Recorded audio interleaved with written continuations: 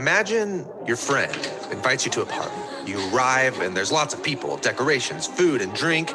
There's enough for everyone. When you're hosted by someone that generous, you don't have to worry about your needs. You can just enjoy yourself and focus on the people around you. Yeah, that's what a good host wants for her guests. And this is the picture of the world that we find in the Bible. Creation is an expression of God's generous love. He's the host, and humans are his guests in a world of opportunity and abundance. And we're called to keep the party going, to spread his goodness. This is a beautiful picture. But it's not the way people experience the world. Rather, we find a world of scarcity and struggle, not abundance. And Jesus grew up in that kind of world. Under military occupation, people losing their land or families to debt and poverty. And yet, he would say things like this. Look at the birds. They don't store up food for themselves, yet they have enough. Or consider the wildflowers. They're beautiful and abundant, and they don't stress about their existence. And you all should live that way too. But surely Jesus knew that things don't always work out. I mean, sometimes there really isn't enough. And Jesus did experience poverty firsthand, but he viewed the world through the story of the Hebrew scriptures, which claim that our scarcity problem isn't caused by a lack of resources. Rather, the problem is our mindset that God can't be trusted. Maybe God's holding out on me.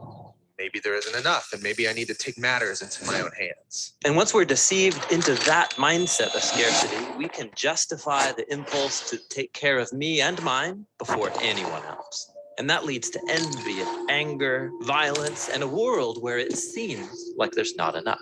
The party's over, it's turned into a battleground. But God wants humans to experience his generosity, and so he chooses one people, the family of Abraham, and he promises to give them the abundance that he wants for everybody else. God will provide what they need. All they have to do is trust his generosity. And through them, the whole world will see how generous the host really is. But that's not what happens. Abraham's descendants, the Israelites, enter a land of abundance, and they promptly forget the host who gave it to them.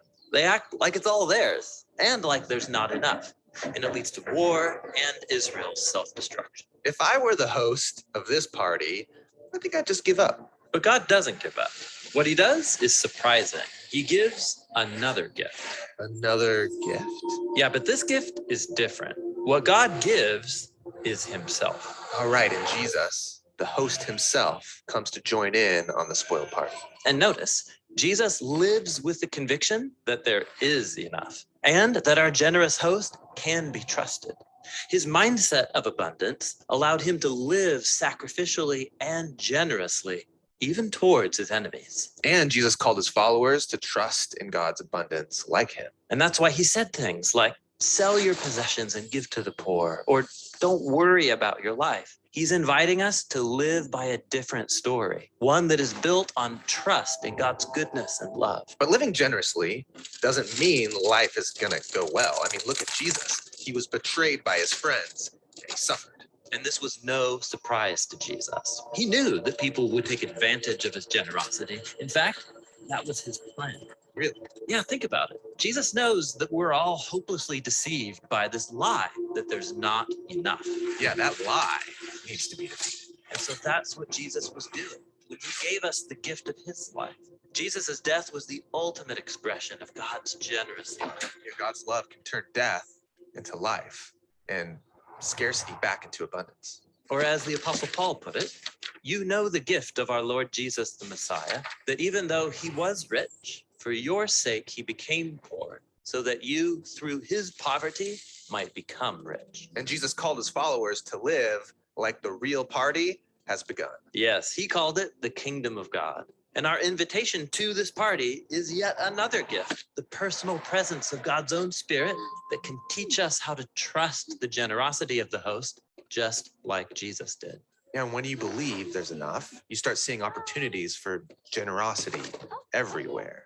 With our time and money, our attention. Yes, one of the most important ways that we can experience the abundance of God's new creation is sharing with others because of our trust that God is the generous host. Well, yes.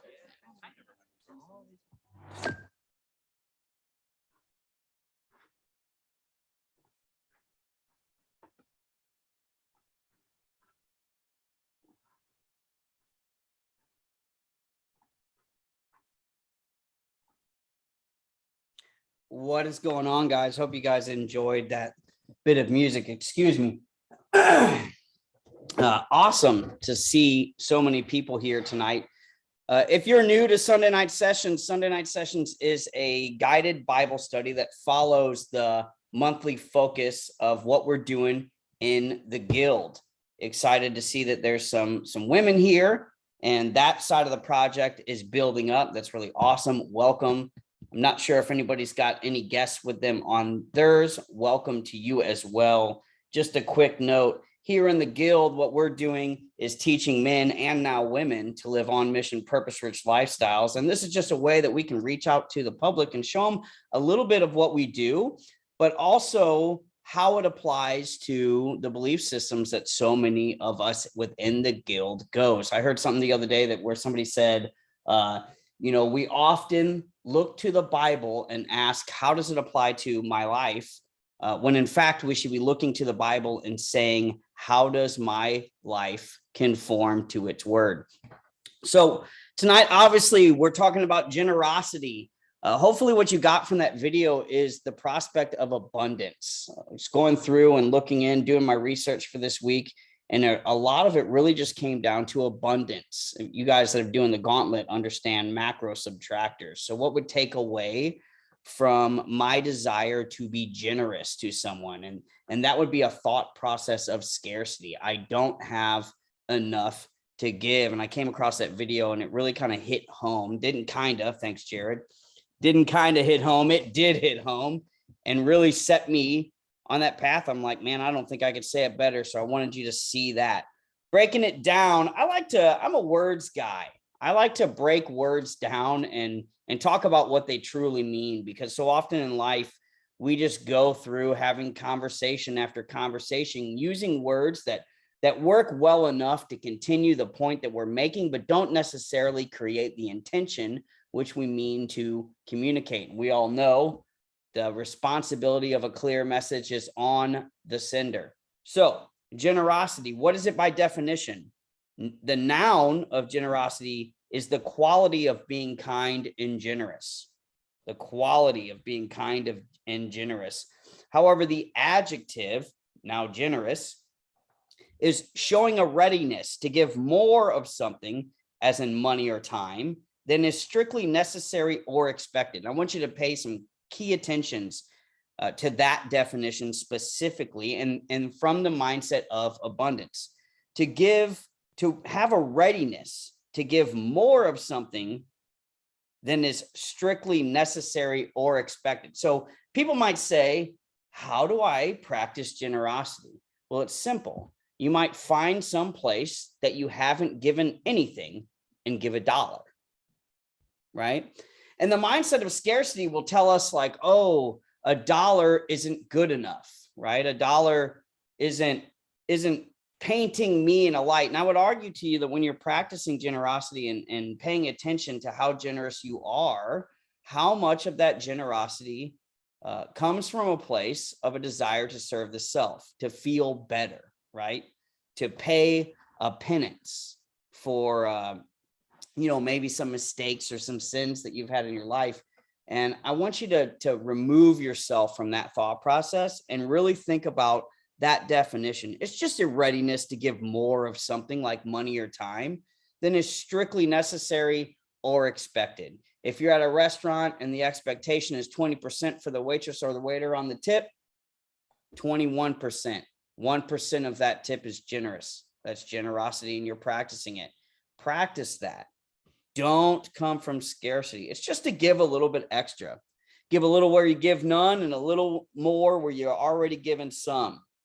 So a couple of points I want to get into on this is generosity will multiply your gratitude, and your gratitude is going to multiply your attitude. And fellas, as we already know, attitude is going to equal your policies, right? What you believe about yourself, the procedures that you put in place because of what you believe about yourself, and the posture that you have because of what you believe about yourself, right? Gratitude multiplies that attitude. But I want to add something to that here and talk about policies in general. So often in the guild, we relate policy to ourselves, and we forget to relate it to our loved ones, our significant others, the world. What is it that I believe about this person? When I go to have a conversation with my wife, do I expect her to want to argue with me? And I enter the conversation from a place of resistance, begetting more resistance, right? So I believe she's a certain way, and my procedure is to resist her while I'm currently talking to her, attempting to give her a message. How silly. So the same thing for generosity. If I have a policy that the world is scarce and I try to enter generosity from a mindset of scarcity, I will not give more than what is expected, because my expectation on myself is to do more than I believe I'm willing to do, because my policy is that the world is scarce, that I don't have enough, maybe that I'm not worth enough to have enough to give enough, right? And the procedures just spiral down and down and down. But when I think of the world as abundant and I build a gratitude, build gratitude up in myself, man, my attitude changes and my results, they just start to skyrocket. And I'm feeling this one in my chest, boys. Excuse me. Anyway, so how do you align yourself with an attitude of gratitude? I see Jared's hitting the how do you align yourself with an attitude of gratitude? It can be fairly simple, or I apologize, ourselves with generosity. So what if I created a policy that God made the world and the world is abundant? Just like the video that we were watching talks about how God built the world from a place of abundance, that everything you need. He's talking about Abraham, and he takes Abraham out, and Abraham's doubting, and he says, look up at the stars and count them. That will be the number of your descendants, blessing all the nations of the world. That's what he's saying. And Abraham in Genesis, when he is repopulating the world after the flood, right? He's saying to him, it's all abundant, right? Don't worry about this. Don't be scarce. Look how many stars are there, right? So you design a policy that God made the world and the world is abundant. That's the belief. And then you create a procedure of active and intentional generosity. Active and intentional. The part of that, breaking that up, right? Active, what does that mean? Right? What is the word? To be active means to have some certain metric level of frequency. Is that something you're doing daily? Is that something that you're doing weekly? Are you just simply waking up in the morning and saying to yourself, be generous? Are you actively thinking of the policy that God made the world and the world is abundant? And are you acting from a place of intention to be generous to other people?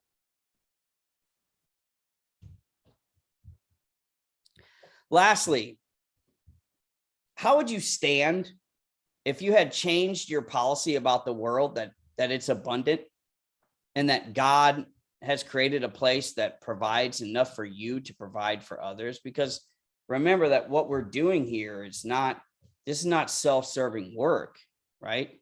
Being in the guild, for instance, is not self-serving work. We're not saving men. We're building leaders out of men who maybe think that they need saving and don't realize that they're wrong, right? We're building leaders out of women who maybe don't think that they have identity in leadership, or maybe think that they need saved from something, but they're wrong. And then we're sending those people back out in the world to be generous with their knowledge and their wisdom and their experience, to build more people up for the purpose of doing what? Why does it matter? Well, to illuminate as beacons of God's kingdom, to illuminate the fact that the world is abundant.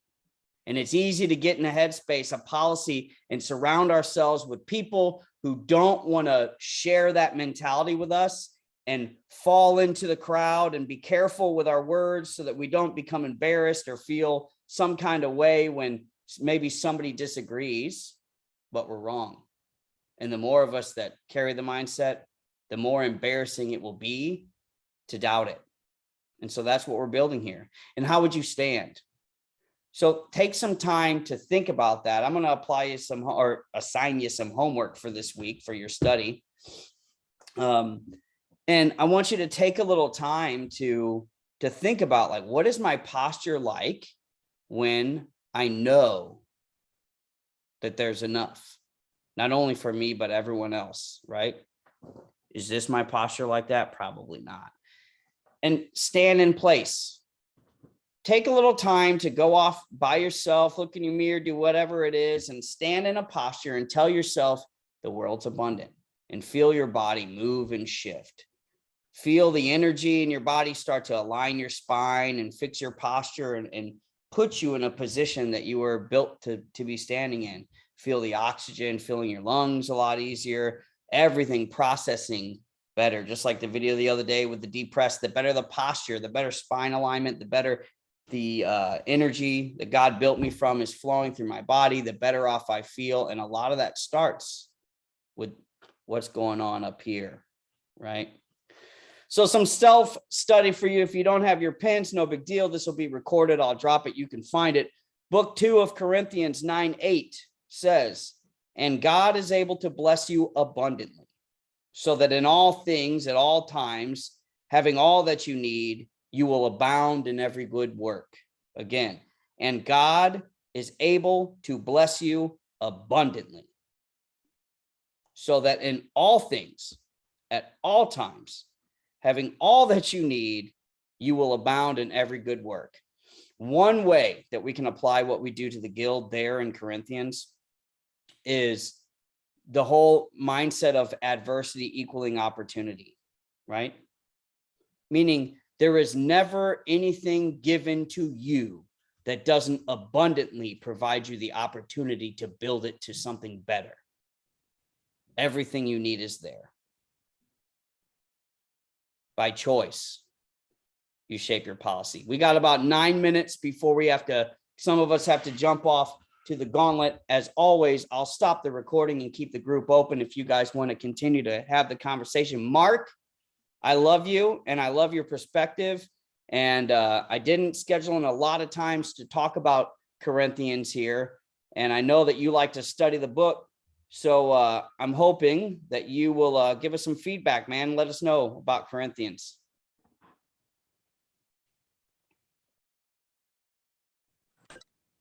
I really enjoy that book, but what I got out of those verses was more or less that your Heavenly Father will supply all your needs, not only spiritually, physically, and materially. And he's given you every resource to get them needs from where you are at right now. Awesome, man. And he'll continue to keep doing that as children of God. But he won't give you what you want. He never says that, but he'll give you what you need. I think that's more important, because what we want could come from the old dog inside us, so to speak, the sinner side. And what we need is what we need spiritually, what we need from the new birth that we have come into. Absolutely. So it looks more like, to me, it's more about that. Yeah, I love that perspective and the distinguishing between want and need. I think a lot of times when you talk to people that are suffering spiritually, not just like, oh, they just happen to be not Christians, but a lot of people who are not necessarily Christian that have joined the group or come and talked about it or whatever, they struggle with that image of God. And a lot of times it comes down to wants and needs. Sometimes for military guys, the want was for people they cared about to survive. And them not doing that it's hard to distinguish something so dramatic as that as a want and a need thing. And I think it's important to remember that, like, how things work out is none of our business. That's the thumbprint of God. We can only focus on what we currently have the ability to respond to. Appreciate that, Mark. Let's hear from somebody else who wants to jump on. A couple minutes left. Y'all know how it works. I'll give you like 10 seconds and I'll call somebody out. I'll jump on here. Attaboy. So Mark had a great point. Want and need, and ultimately, who provided all of the needs for the things that we need on this earth? God. So as long as you have God, coming from a religious standpoint, you got all you're ever gonna need if you have God.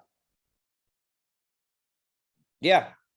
Yeah, I see where you're going with that. It's the focusing on, like, you know, even when you're struggling with like your bills and your whatever, I mean, it's sort of like one of those things where whatever is happening here on the earth is really sort of like, I don't want to say inconsequential, because it definitely has its consequences.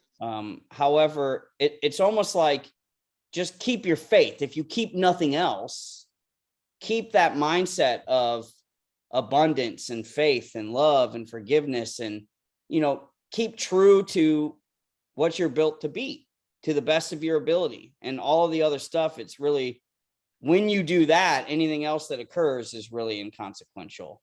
You know, hopefully I'm not like blanketing that too much where I leave too many rooms for, you know, BS to come around that philosophy. There's a cat. Nice cat, Brent. Who else? Couple minutes left.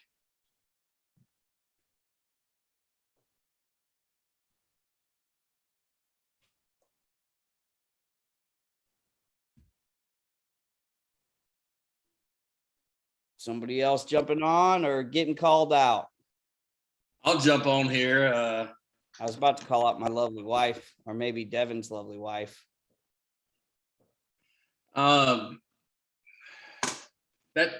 That's something that I've always struggled with is wanting and needing. You know, I won't say I've always, but most of the time I've always gotten what I needed, but what I want is always a lot more. So I think it just kind of hits close to home, and I need to realize personally, and, you know, for my family, that we get what we need. And I think we just need, you know, especially me, just need to learn to appreciate that. Awesome. You know, that the whole like needing thing, when we talk about ourselves, when we make I statements about need, sometimes when we say, oh, I need something, like I need to eat or I'll die, is pretty simple description of a need. And other times when we say things like, oh, I need to do this, it comes from a place of like, almost like hounding the self. So a point that I might make towards yours, Greg, is like, I don't think you're incorrect, but watch the policy or the posture you stand in when you tell yourself that I need to do something, right? Because what you might be doing is saying, I am scarce, however, I want to be abundant, you know? And so when you start telling yourself, I need to do stuff, if it's something that you feel like you want to make improvement on, start telling yourself, I will do these things.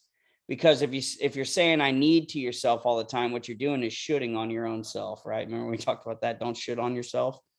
It's like you're scolding yourself, kind of. I need to do this. And then you get into the realm of like the cigarette smoker that says they want to quit and then never do. And then they come and bring that to me. And I'm like, whoa, don't hit me with that BS, because you're full of it. You don't want to do that. What you are is intrigued by the idea of what it's like if you did, but really you want to keep smoking, because if you didn't want to, you just wouldn't. You know what I mean? So you gotta build up those mental reps and just be abundant when you talk about what you need to do. So that's what we got for you guys. Hopefully that was powerful for you tonight. I will leave the room open if you guys want to continue the discussion. Otherwise, Gauntleteers, I will see you over in the Discord Gauntlet page.